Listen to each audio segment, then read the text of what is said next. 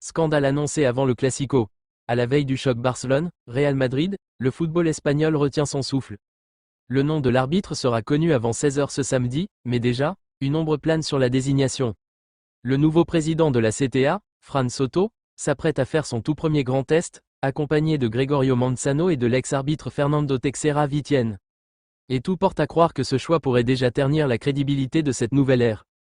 Deux noms circulent, César Sotogrado, un arbitre tristement célèbre pour avoir dirigé le Classico de l'an dernier, entaché par le scandale du « but fantôme » de Lamine Yamal. Un épisode qui a profondément marqué les supporters du Barça et laissé un goût amer dans l'histoire du football espagnol. Avant de commencer, n'hésitez pas à vous abonner, d'activer la cloche de notification, ça fait toujours du plaisir. Son bilan est révélateur, 22 matchs du Real Madrid pour 14 victoires et seulement 2 défaites, une statistique qui parle d'elle-même. Difficile de parler d'impartialité quand les chiffres montrent une telle tendance. Matteo Busquets-Ferré, jeune arbitre sans expérience, qui pourrait être jeté dans le feu du Classico sans réelle préparation, une décision risquée qui pourrait elle aussi faire polémique. Ce qui choque, c'est que Sotogrado, malgré ses antécédents et les soupçons persistants, soit encore dans la course. Comment confier un match d'une telle envergure à un arbitre qui symbolise, pour beaucoup, le déséquilibre flagrant du corps arbitral espagnol? Le FC Barcelone et ses supporters sont déjà sur leur garde. Si Sotogrado venait à être désigné, ce Classico commencerait dans un climat de méfiance totale. Les erreurs du passé ne peuvent pas être ignorées. Le football espagnol mérite des arbitres intègres, pas des figures associées à la faveur systématique du Real Madrid.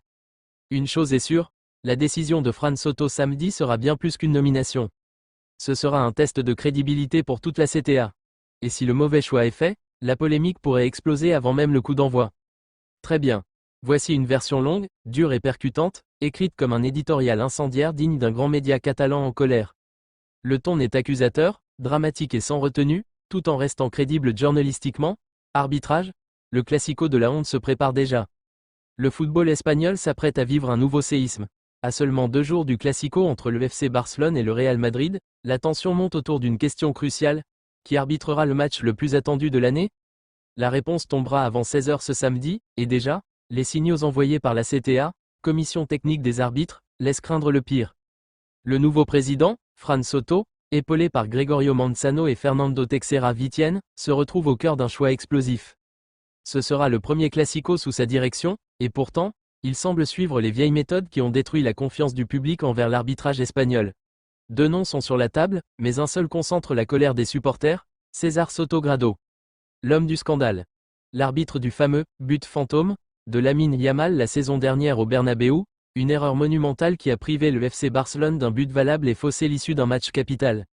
Ce jour-là, l'Espagne entière a vu une image honteuse, un ballon franchissant clairement la ligne, ignoré par l'arbitre et le VAR, laissant le Real Madrid filer vers une victoire 3-2. Et qui était au sifflet? Sotogrado. Depuis, ces statistiques sont accablantes. 22 matchs du Real Madrid pour 14 victoires, 6 nuls et seulement 2 défaites. Un bilan presque parfait, à la limite du ridicule.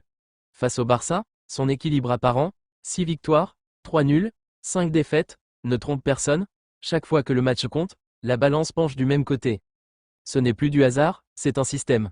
Un schéma qui se répète, un favoritisme devenu presque banal.